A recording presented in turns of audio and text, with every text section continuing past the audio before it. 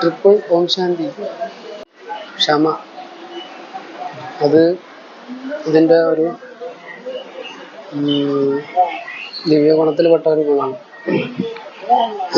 അപ്പോൾ Kozhikode railway സ്റ്റേഷനിലുള്ള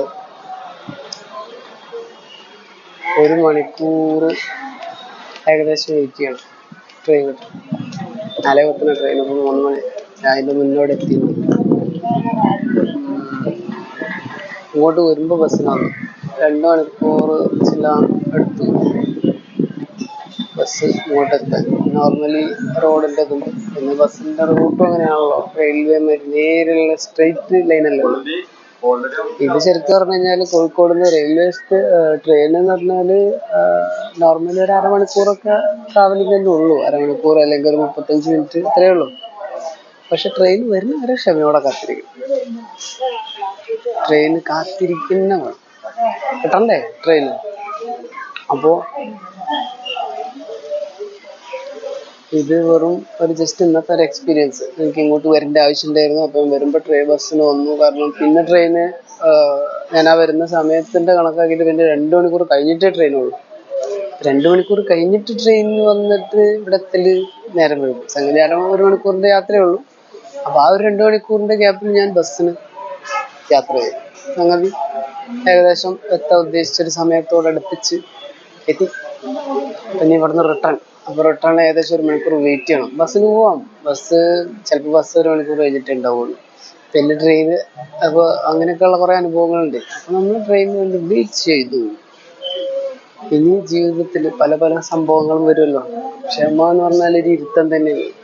wait ചെയ്തിരിക്കണം. എന്നെ സംബന്ധിച്ച് കേസുണ്ടല്ലോ, അത് വെയിറ്റ് ചെയ്തിരിക്കണം. എത്ര സമയം എടുക്കുമെന്ന് അറിയില്ല. ഇപ്പോൾ കഴിഞ്ഞ ദിവസമായിട്ട് കേസിൻ്റെ കൗൺസിലിംഗ് ഉണ്ടായിരുന്നു.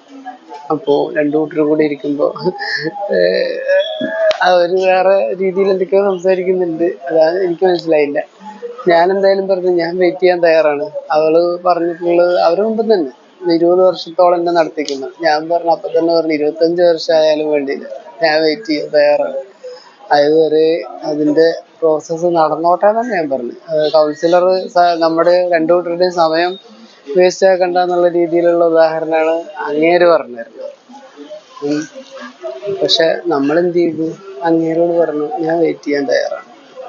അവർ കൊടുത്തിട്ടുള്ള വ്യാജ പരാതി, എൻ്റെ സത്യസന്ധമായിട്ടുള്ള കാര്യങ്ങൾ ഏതെങ്കിലും ഒന്ന് തെളിയണമല്ലോ. ഇപ്പം ഇൻ കേസ് അവർ പറഞ്ഞിട്ടുള്ള വ്യാജ പ്രകാരമാണ് നമ്മുടെ കോടതി നമുക്കെതിരെ വിധിക്കുന്നുണ്ടെങ്കിൽ അത് പ്രകാരം നീങ്ങാൻ ഞാൻ തയ്യാറാണ്.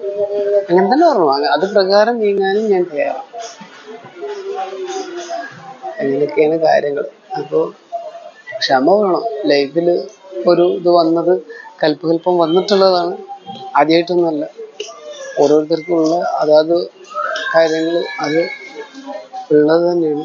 അത് നേരിടുക, അതിന് മുന്നോട്ട് പോവുക തന്നെ ചെയ്യുക. ട്രിപ്പിൾ ഓം ശാന്തി.